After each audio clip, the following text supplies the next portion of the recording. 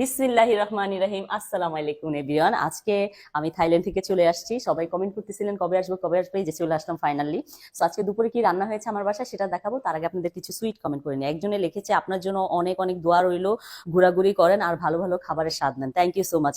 আরেকজন লিখেছে খুব কঠিন কঠিন শব্দ, কঠিন কঠিন নাম। আমিও না নিতে অনেক কষ্ট হচ্ছিল। সো আমার হাজবেন্ড সবকিছু আমাকে ইয়ে করে দিচ্ছিল, উচ্চারণ ঠিক করে দিচ্ছিল।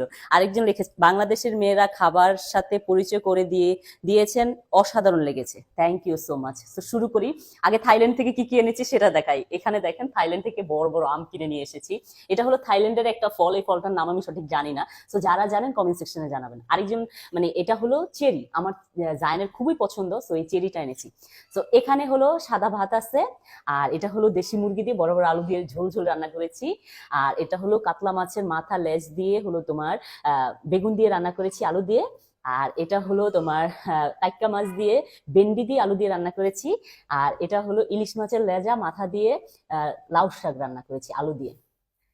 সো এই ছিল আজকে দুপুর আমার বাসার আয়োজন। Thank you so much for watching my video. Bye by.